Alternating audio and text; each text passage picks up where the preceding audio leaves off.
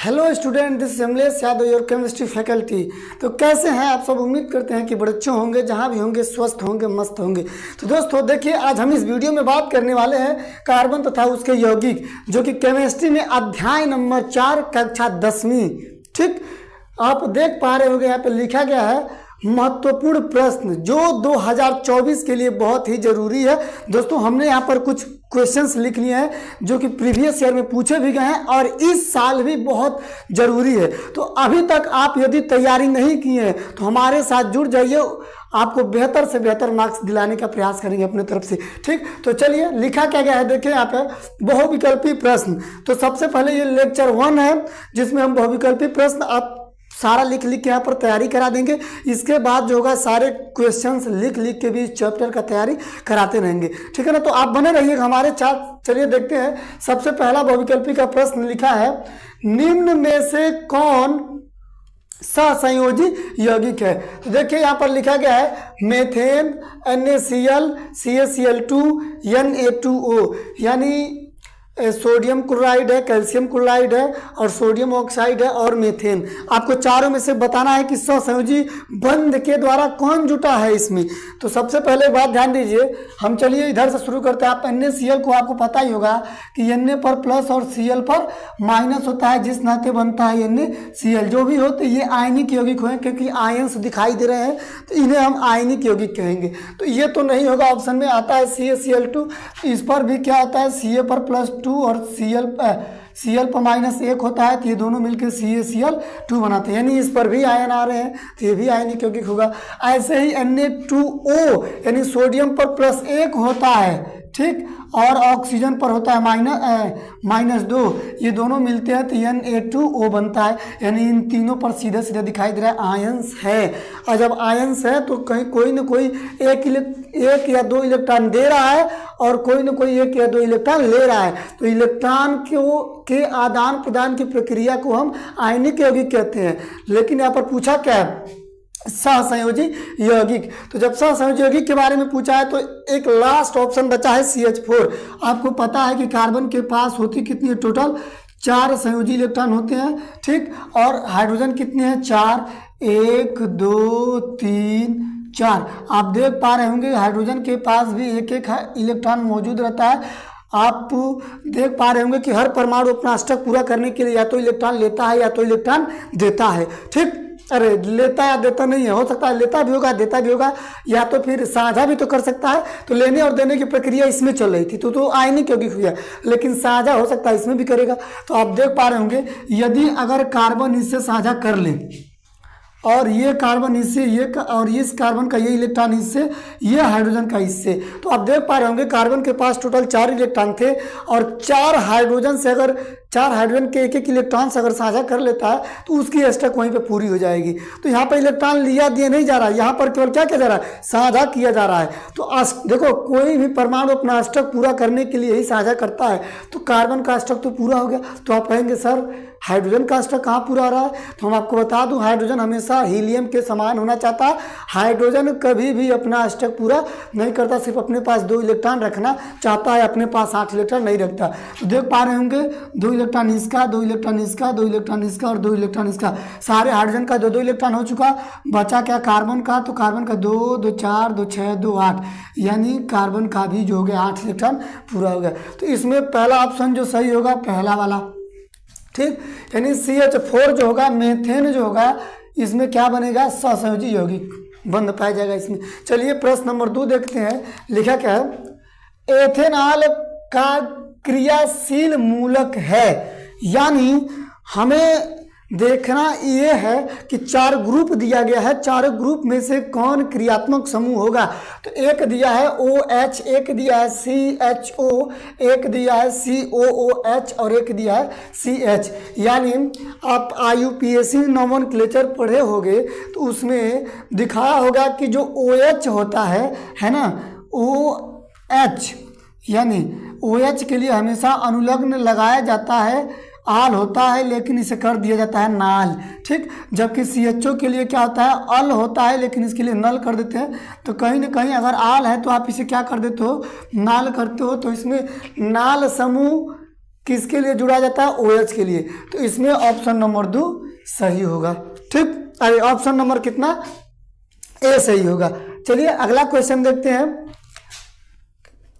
COOH क्रियाशील मूलक को क्या कहते हैं? यानी जो COOH है, ठीक है, अभी क्रियाशील मूलक को क्या कहते हैं, मतलब क्या नाम हो सकता है? चलिए इसका आंसर देखें तो लिखा है कीटोन, एल्डिहाइड, कार्बोक्सिलिक अम्ल, इनमें से कोई नहीं। तो हमने आपको बताया था कि OH के लिए आप हाइड्रोक्सी लगाओ या फिर आप इसे एल्कोहल बोलते हो। CHO के लिए आप क्या बोलते हो? एल्डिहाइड बोलते हो। लेकिन क्या बोलते हैं, COOH होता है उसके लिए कि उसका नाम जो होता है कार्बोक्सिलिक अम्ल होता है, जबकि CO को कीटोन बोलते हो और X को हैलोजन बोलते हो। तो यहाँ पर है क्या? COOH। तो यानी COOH को बोला जाता है कार्बोक्सिलिक अम्ल। ऑप्शन नंबर C सही होगा। चलिए अगला ऑप्शन नंबर प्रश्न नंबर 4 कह रहा है कि N2 अणु में नाइट्रोजन परमाणुओं के बीच कितने सहसंयोजक आबंध होते हैं? यानी बात किसकी कर रहा है? नाइट्रोजन की। तो जब नाइट्रोजन की बात कर रहा है तो हमें ये पता करना है कि नाइट्रोजन यानी जो N2 है उसके बीच में कितना बंध बनेगा। ठीक है, तो चलिए एक बार चेक करके देखते हैं कि कितना बंध बनेगा, क्योंकि अभी एक बात बताया हूँ आपको कि हर एक परमाणु अपना अष्टक पूरा करने के लिए इलेक्ट्रॉनों का साझा करता है। तो N2 दिया है, N2 को आप N और N लिख दीजिए। और आपको पता है कि नाइट्रोजन कितने नंबर पर होता है? तो नाइट्रोजन होता है 7 नंबर पर, 2 और 5 बाक, उसमें 5 इलेक्ट्रॉन है। 1 2 3 4 5, 1 2 3 4 5, 5 इसके पास 5 इसके पास। अष्टक पूरा करने के लिए दोनों को 3-3 इलेक्ट्रॉन की ज़रूरत है। तो चलिए ज़रूरत है तो पूरा कर दीजिए, ठीक है ना। इनसे कराइए इनके साझा, इनका कराइए इनसे और इनसे कराइए इनका। अब 2 2 4 2 6 2 8, 8 को इनका भी पूरा हो गया। 2 2 4 2 6 2 8 इनका भी पूरा हो गया। तो आप साफ साफ देख पा रहे होंगे इसमें ट्रिपल बॉन्ड बन रहा है। और जब ट्रिपल बॉन्ड बन रहा है तो आप चेक करिए 1 2 3 यानी ट्रिपल बॉन्ड इधर दिखाई दिया, तो इस पर टिक कर दीजिए। ठीक, चलिए और प्रश्न नंबर 5, सबसे कठोरतम तत्व कौन है? ठीक, तो आपको पता होगा कि जो सबसे कठोरतम तत्व होता है वह हीरा का रूप होता है, जिसे कार्बन का रूप कहते हैं। ये भी हीरा, इसमें ऑप्शन नंबर क्या होगा? बी सही होगा। ठीक, प्रश्न नंबर 6 लिखा है वैसे कार्बनिक यौगिक जो कार्बन एवं हाइड्रोजन से मिलकर बने होते हैं वे क्या कहलाते हैं? यानी जो कार्बन एवं हाइड्रोजन से मिलकर बने होते हैं वे क्या कहलाते हैं? तो आपको पढ़ाया गया होगा या फिर नहीं पढ़ाया गया तो पढ़ लीजिए। कार्बन और हाइड्रोजन से जो मिलकर बने होते हैं उन्हें हाइड्रोकार्बन कहते हैं। तो चलिए खोजिए एल्केन, एल्केन, एल्काइन, यानी ऑप्शन नंबर डी इसमें सही होगा, हाइड्रोकार्बन। चलिए प्रश्न नंबर 7, निम्न में हाइड्रोकार्बन कौन है?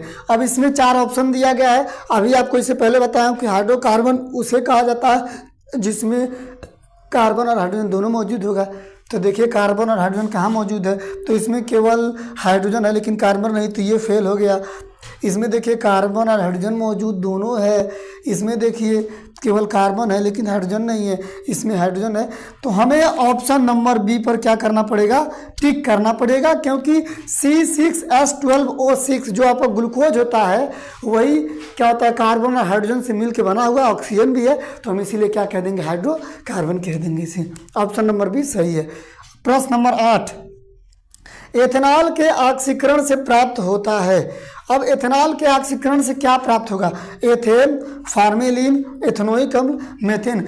बहुत ही महत्वपूर्ण प्रश्न नंबर 8। हम यहाँ पर सामने जितना साल पूछा गया लिखे नहीं है, लेकिन ये जान लीजिए कि लगभग कितने साल तक ये पूछा गया था और इस साल भी आने की संभावनाएं अधिक हैं। ठीक है ना, हमने जरूरी क्वेश्चंस को ही लिखा है यहाँ पे। बहुत ही ढांसू प्रश्न है। तो चलिए आगे देखिए, एथेनॉल के ऑक्सीकरण। आपको पता होगा कि एथेनॉल के ऑक्सीकरण से बनता क्या है? तो सबसे पहले C2H5OH ये हो गया। ठीक, आपको कराना क्या है? ऑक्सीकरण कराना है। आप पता है ऑक्सीकरण KMnO4 की उपस्थिति में होती है। तो जब भी ऑक्सीकरण होता है, इसको ऐसे लिख दूंगा तो और भी ज़्यादा बेटर रहेगा, CH3 CH2OH चलेगा। तो इस H को जरा एक बार और रीओपन कर देते हैं, खोल देते हैं इसको, ठीक। तो आपको पता होगा जब ऑक्सीकरण कराया जाता है तो इसको थोड़ा इधर लिखिए, अच्छा रहेगा। आपको पता है कि ऑक्सीजन का योग होता है। अब कितना ऑक्सीजन का योग होगा तो यहाँ पर देखिए ये तो चला जाएगा H2O बन के बाहर, ठीक। यानी बच गया आपका CH3 फिर CHO। तो पहला स्टेप में तो एल्डिहाइड बनता है, लेकिन फाइनल रिजल्ट क्या मिलेगा, इसका और ऑक्सीकरण कराएंगे। यानी सीधा में यहाँ पर क्या करें, 2 लगा दें, ठीक। तो 2 ऑक्सीजन क्या करो आप इसे दोगे, यानी इसको अरेंज करोगे तो COOH, यानी ऑक्सीकरण के फलस्वरूप क्या मिल रहा है, CH3COOH, यानी एसिटिक अम्ल या फिर एथेनोइक अम्ल कहोगे। तो चलिए ऑप्शन नंबर खोजिए, कहाँ पे दिया है, प्रश्न नंबर 6 में नहीं, प्रश्न नंबर 8 में एथेनॉल के ऑक्सीकरण से प्राप्त क्या होता है, तो देखिए एथेनोइक अम्ल दिया हुआ है यहाँ पे, यानी ये वाला ऑप्शन आपका क्या हो जाएगा, यहाँ पे सही होगा, ठीक। अगला लिखा है ग्रेफाइट होता है। अब आप कहेंगे ग्रेफाइट क्या होता है, तो हम आपको बता दूं, आप पेंसिल तो देखे ही होंगे, ठीक। तो पेंसिल जब देखे होंगे तो जब आप उसे कटर से जब छीलते हो, ठीक, तो बीच में जो ब्लैक कलर का आपको दिखाई देता है वही ग्रेफाइट होता है। और उसमें ऑलरेडी आप क्या करोगे, विद्युत से कनेक्ट करोगे तो विद्युत का आवागमन उसमें होना प्रारंभ हो जाएगा। आप पेंसिल का दोनों छोर क्या करिए, साफ कर लीजिए, छील लीजिए, और एक तरफ से सर्किट देखिए, एक तरफ हाथ पर रखिए तो आपको फेंक देगा, यानी लाइन आपको मार देगा। यानी इसका मतलब वो क्या है, विद्युत का सुचालक है। तो वही लिखा है कि ग्रेफाइट होता है तो विद्युत का कुचालक, विद्युत का सुचालक और ए व बी दोनों इनमें से कोई नहीं। तो आप कह दोगे विद्युत का सुचालक होता है, ठीक। चलिए लास्ट वाला क्वेश्चन जो 10 वाला लिखा गया, इसमें क्लोरोमेथेन का सूत्र होता है। आपको पता है कि यदि CH3Cl रहता है तो Cl के लिए लगाया जाता है क्लोरो, और एक कार्बन है तो लिख दो मेथ, ठीक, सिंगल वर्ण थे लिख दो क्लोरोमेथेन, यानी CH3 कहाँ लिखा गया है, ये तो मेथेन हो गया, CH3Cl, ऑप्शन नंबर 20 में क्या होगा, सही होगा। तो दोस्तों चलिए अगला क्वेश्चन देखिए, यहाँ पर लिखा गया है 11 नंबर क्वेश्चन, प्रोपेन का आणविक सूत्र C3H8 है, इनमें 7 सहसंयोजक बंध है, ऑप्शन नंबर बी दिया है 8 सहसंयोजक बंध है, 9 दिया, ऑप्शन नंबर सी दिया है 9 सहसंयोजक बंध, और डी वाला 10 सहसंयोजक बंध। तो आपके सामने क्या दिया है, प्रोपेन यानी C3H8। तो सबसे पहले हम क्या कर रहे हैं, C3H8 का संरचना बनाने का प्रयास कर रहे हैं। देखिए 1 2 कितना दिया है, प्रोपेन दिया है, हमने 3 कार्बन ले लिया। 3 कार्बन जब आप लोगे, हाइड्रोजन कितना है 8, 1 2 3 4 5 6 7 8। आप जानते हो कि प्रोपेन में बीच में सिंगल बॉन्ड ही रहेगा, क्योंकि एन आया है, और जब एन आया है तो किनारे किनारे वाले कार्बन पर 3 हाइड्रोजन और बीच वाले पर 2। देखिए गिन लीजिए आप, हो चुका। अब आप देखेंगे बंध कितने हैं इसमें, तो 1 2 3 4 5 6 7 8 9 10, यानी टोटल बने हैं 10 बंध। इसीलिए इसमें क्या दोगे, 10 सहसंयोजक का बंध है। पहला क्वेश्चन का आंसर ये हो गया। दूसरा देखिए, चलिए प्रश्न नंबर 12, ठीक। 12 क्या कह रहा है, तो हाइड्रोजन के 2 परमाणु के बीच कितने आबंध होते हैं। यदि हम 2 हाइड्रोजन ले लें, 2 हाइड्रोजन का मतलब 1 हाइड्रोजन ये और 1 हाइड्रोजन ये, ठीक। तो इनके बीच में कितना बंध बनेगा, 1 2 3 कितना बनेगा। तो आपको पता ही है कि इसके पास भी 1 होता है और इसके पास भी 1 इलेक्ट्रॉन है। दोनों अपने आप को स्थायी करने के लिए क्या साझा जब करेंगे तो एकल बंध ही न बनेगा, तो इनमें आप क्या दोगे, 1 बंध ही बनेगा। इसीलिए प्रश्न नंबर 12 का ऑप्शन नंबर ए सही होगा। चलिए प्रश्न नंबर 13 देखते हैं। निम्नलिखित में से कौन संतृप्त हाइड्रोकार्बन है, यानी संतृप्त हाइड्रोकार्बन की बात कर रहे हैं यहाँ पे हम। तो एक मेथेन लिखा है, एक एथेन और एक एथीन, और इनमें से कोई नहीं। ठीक, तो चलिए पहले भी इसको हल करते हैं, हल करके बताते हैं कि असंतृप्त का मतलब होता क्या है। तो सबसे पहले ये जान लीजिए, संतृप्त का मतलब यह होता है कि जिसमें कार्बन की संयोजकता सिर्फ और सिर्फ एकल बंध के द्वारा पूरी होती है, वह चाहे क्या हो। देखिए यहाँ पर इसको हम मिटा देते हैं। कार्बन कार्बन के बीच में सिर्फ एकल बंध आता है, वही क्या कहलाता है, एल्केन कहलाता है, या फिर यहाँ पर देखिए क्या लिखा है, संतृप्त कहलाता है। लेकिन अगर असंतृप्त की अब जब बात करोगे तो असंतृप्त में कार्बन कार्बन के बीच में डबल बॉन्ड और कार्बन कार्बन के बीच में ट्रिपल बॉन्ड दोनों आते हैं। असंतृप्त का मतलब एल्किन और एल्काइन, संतृप्त का मतलब एल्केन। तो यहाँ पर आप कह सकते हो यानी डबल बॉन्ड भी होगा और ट्रिपल बॉन्ड, यानी एल्किन भी होगा एल्काइन भी। तो चलिए ऑप्शन में देखते हैं क्या दिया है। तो ऑप्शन में एक एथाइन दिया है, ठीक है, मान लिए एथाइन भी होगा, क्योंकि एक दो दो कार्बन के लिए होता है, एथ ट्रिपल बॉन्ड के लिए आइन, ये हो गया एथाइन और ये हो गया एथिन। ठीक, तो एथिन और एथाइन दोनों हो सकता है। तो ऑप्शन एक दिया ethyne, option B ethyne, ethyne, अरे इधर आ गए। निम्नलिखित में से कौन संतृप्त हाइड्रोकार्बन है। एक लिखा है मेथेन, तो मेथेन तो नहीं होगा क्योंकि इसमें सिंगल बॉन्ड होगा। एथेन, एथेन भी नहीं होगा। क्यों नहीं होगा, क्योंकि यहाँ पर आप देख रहे हैं एन लगा हुआ है, यानी सिंगल बॉन्ड है, संतृप्त ये दोनों है। आगे आपका क्या, एथीन, तो इसमें आप क्या दोगे, ऑप्शन नंबर सी सही है, क्योंकि एथीन में डबल बॉन्ड है तो डबल बॉन्ड पाया जाएगा। अगर ये दोनों दिया होता तो हम दोनों पर टिक कर देते, तो दोनों नहीं दिया है तो एक ही पे टिक करेंगे।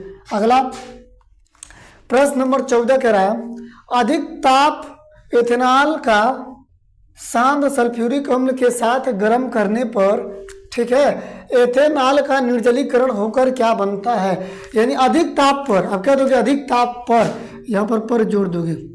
अधिक ताप पर एथेनॉल का शांत सल्फ्यूरिक अम्ल के साथ गर्म करने पर क्या बनता है। तो चलिए यहाँ पर थोड़ा आपको समझाना पड़ेगा।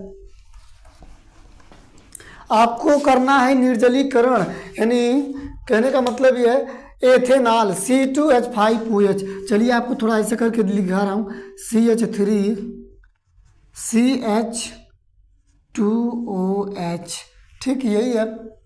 यानी एथेनॉल का सांद्र, अरे हाँ यही है, एथेनॉल का सांद्र सल्फ्यूरिक अम्ल उपस्थिति आप क्या लगाओगे, H2SO4 लगाओगे, उच्च ताप दे दोगे 150 से 170 डिग्री सेल्सियस ताप पर गर्म करोगे। तो एक बात ध्यान दीजिएगा, हमने आपको बताया था करना क्या है, निर्जलीकरण करना। आपको यहाँ पर लिख दीजिए निर्जलीकरण। निर्जलीकरण का मतलब ये होता है कि जल का बाहर निकलना, यानी आप कपड़े को फिर से गाड़ते हो, इसका मतलब उसका निर्जलीकरण कर रहे हो, पानी निकाल रहे हो। तो यानी देखिए, जिससे ग्रुप जुटा होता है उसे अल्फा कार्बन बोलते हैं, और जस्ट ग्रुप का मतलब क्रियात्मक समूह जिससे जुटा उसे अल्फा, तो बगल वाले कार्बन को मानते हैं बीटा। अल्फा कार्बन से हटाते हैं ऋणात्मक वाला भाग यानी OH, और बीटा वाले से हटाते हैं एक हाइड्रोजन। यानी यहाँ पर 3 लिख के है, इसे हम 2 लिख के कैसे लिख दे रहे हैं, और इसको हम क्या करेंगे, जल बाहर। निर्जलीकरण का मतलब आप जान जाइए कि जल यहाँ से क्या निकालना पड़ेगा, आपको बाहर निकालना पड़ेगा। ठीक, जल चला गया बाहर तो बचा क्या है, और जल बाहर जाने की वजह से बचा आपका CH2। तो आपको पता होगा बैलेंसी तो पूरी है नहीं, क्योंकि देखिए 2 1 3 2 1 3 बैलेंसी एक की कमी है, तो आप बीच में लगा देंगे डबल बॉन्ड, अब बैलेंसी हो गई पूरी। यानी बीच में डबल बॉन्ड तो आया, डबल बॉन्ड आया तो इसका नाम क्या पड़ेगा। तो चलिए यहाँ पर देखिए क्या कह रहा है, कौन सा प्रश्न था, तो प्रश्न नंबर 14 था। तो एक दिया है एथाइन, पहले इसका नाम लिख लेते हैं, 1 2 कार्बन के लिए यूज होता है एथ, डबल बॉन्ड के लिए इन, यानी एथिन ऑप्शन में आना चाहिए। Ethyne option A, option B ethene, ethane और आयन, यानी हमारा ऑप्शन नंबर 20 में क्या होगा, सही होगा। तो दोस्तों चलिए देखते हैं प्रश्न नंबर 15 क्या कह रहा है, ब्यूटेन के कितने समावयवी संभव होंगे। अब समावता समझ लीजिए होता क्या है, तो जिसका अणु सूत्र समान परंतु संरचना सूत्र भिन्न होते हैं वही क्या कहलाता है, समावयता कहलाता है। तो यहाँ पर ब्यूटेन का नाम लिया, तो ब्यूटेन में 1 2 3 4, ठीक, आप सब में सिंगल बॉन्ड लगा के बैलेंसी अगर पूरी करेंगे तो ये हो गया आपका ब्यूटेन। ठीक, तो एक स्ट्रक्चर तो ये बन गया। दूसरा देखिए, अगर 4 कार्बन को हम इसे घुमा दें, बस संरचना आपको बदलना है, कुछ नहीं करना है, बाकी सब वही रहना है आपका। तो यहाँ पर 3 3 3 और और एक 4, 3 3 6 3 9 1 10, यहाँ पर भी 10 हाइड्रोजन, यहाँ पर भी 10 हाइड्रोजन गिनेंगे तो 1 2 3 3 कार्बन के लिए क्या यूज होता है, प्रोप सिंगल बॉन्ड है 3, यानी अगला लिख देंगे 2 मेथिल, दूसरा नंबर पर CH3 है तो 2 मेथिल प्रोपेन, यानी इसका 2 संरचना बनेगा। आप सोचेंगे कि एक और बना दें ऐसे, तो गिनती आप यहीं से करेंगे तो वही वाला रिपीट करेगा, इसलिए कभी भी ब्यूटेन की सिर्फ और सिर्फ 2 संरचना समावयवी बनेगा, तो ऑप्शन नंबर बी सही होगा। चलिए 16 देखिए क्या कह रहा है, ब्यूटेनोन 4 कार्बन युक्त यौगिक क्रियात्मक समूह है। ब्यूटेनोन आपको साफ पता चल पा रहा होगा, 1 2 3 4, अगर 4 कार्बन है तो इसमें आप ऑक्सीजन लगा देंगे तो यही कीटोन समूह कहलाता है, यानी CO ही कीटोन समूह है। 4 कार्बन के साथ कीटोन लगा दीजिए तो यही ब्यूटेनोन, यानी कीटोन का ही जो अनुलग्न होता है नोन होता है, इसीलिए यहाँ पर जोड़ दिया गया ब्यूटेनोन, ठीक है ना। तो ब्यूटेनोन में अब हमें क्या टिक करोगे, ऑप्शन नंबर सी सही है। चलिए अब 17 नंबर क्वेश्चन देखिए, निम्नलिखित में CnH2n किसका सूत्र है।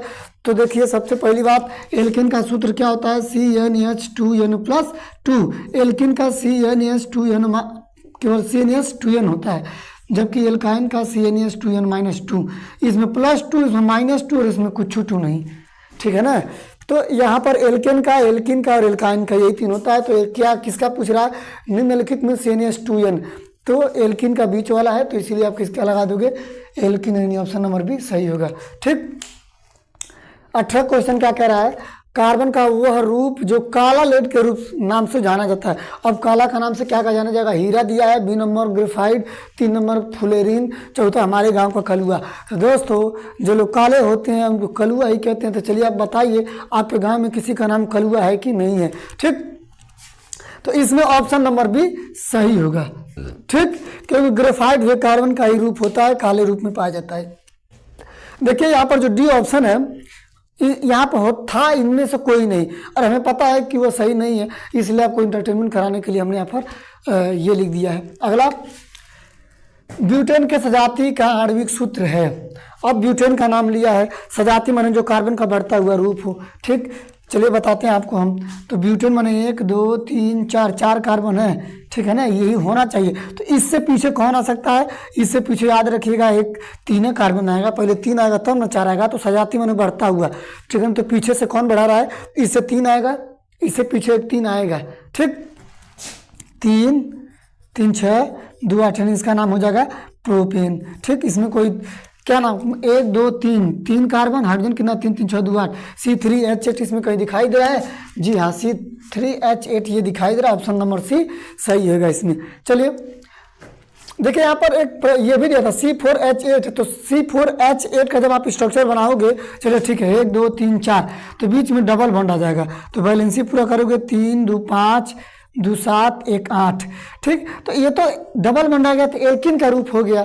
जब एल्किन आएगा तो देखिए यहाँ पर क्या लिखा है, ब्यूटेन दिया, यानी एन लगाया है, सिंगल बॉन्ड ही सजाती श्रेणी होना चाहिए, इसलिए ऑप्शन नंबर ए नहीं सही है, ऑप्शन नंबर बी भी नहीं सही है, क्योंकि इसमें ट्रिपल बॉन्ड आएगा, ठीक। ऑप्शन नंबर सी सही है, बाकी चौथा तो कुछ है नहीं है। चौथा लिखा है अम्ले सराफी, बता दे तो हम ही हैं, हम ही बता रहे हैं, ठीक। क्वेश्चन नंबर 20, सिरका विलयन में लगभग उपस्थित होता है, ठीक। सिरका विलयन में लगभग उपस्थित होता है, तो ऑप्शन नंबर एल्कोहल, डी क्या लिखा है, एल्कोहल में 50 से 80% एथेनोइक अम्ल। तो ये बताइए कहाँ एल्कोहल रहेगा तब तो आप चक्रियाने लगोगे इसे पी के, तो ऑप्शन नंबर डी एकदम में नहीं सही है। सी, एल्कोहल में 7% इसमें भी एल्कोहल का नाम लिया है, ये भी नहीं सही है। ऑप्शन नंबर बी, जल में 50 से 80% एथेनोइक अम्ल। देखिए एथेनोइक अम्ल की सांद्रता ढेर हो गया है, इसलिए भी नहीं सही है। ऑप्शन नंबर 1 केवल बचा है, तो जल में 7 से 8% एथेनोइक अम्ल, यानी ऑप्शन नंबर 20 जो है ये सही है। तो चलिए प्रश्न नंबर 21 देखिए क्या कह रहा है, एथिन व एथाइन हाइड्रोकार्बन के उदाहरण है। अब एथिन व एथाइन, एथिन आपको पता है यानी कार्बन कार्बन के बीच में डबल बॉन्ड आता है, तो आप इसका नाम रखते हो तो यही होता है एथिन। तो बीच में आ गया डबल बॉन्ड, अब बीच में आ गया डबल बॉन्ड यानी वह एल्किन का सूत्र हो गया, ठीक। तो एथिन और एथाइन कह रहा है, तो एथिन का मतलब एल्किन, एथाइन का मतलब एल्काइन। क्या कह रहा है, एथिन व एथाइन हाइड्रोकार्बन के उदाहरण है। ऑप्शन नंबर ए संतृप्त, ऑप्शन नंबर बी असंतृप्त, इनमें से कोई नहीं। एग्जाम में तुक्का मारेंगे तो नहीं कुछ आता है तो तुक्का ही ना मारते हो। तो क्या लिखा है, एथिन व एथाइन हाइड्रोकार्बन के उदाहरण है। तो आपको पता है एथिन व एथाइन क्या है, डबल बॉन्ड और ट्रिपल बॉन्ड मौजूद है, जिसके नाते यह असंतृप्त होगा।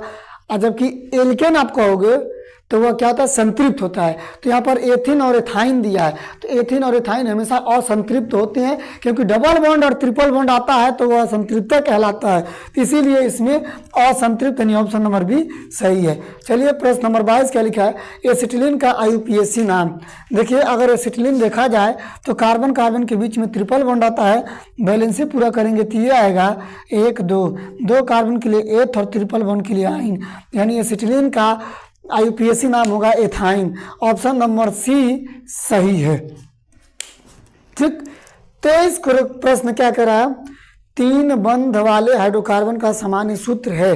3 बंध वाले देखिए यहाँ पर आपके सामने लिखे हुए हैं, एक बंध वाले के लिए ये, द्विबंध वाले के लिए ये और ट्रिपल बंध के लिए ये। इसे एल्केन, इसे एल्किन और इसे एल्काइन। ट्रिपल बंध वाले के लिए हमेशा एल्काइन कहते हैं। तो CnH2n-2 देखिए कहाँ पर है, CnH2n-2 कहाँ दिखाई दे रहा है, हमें ऑप्शन नंबर सी सही लगा इसीलिए टिक कर दिए।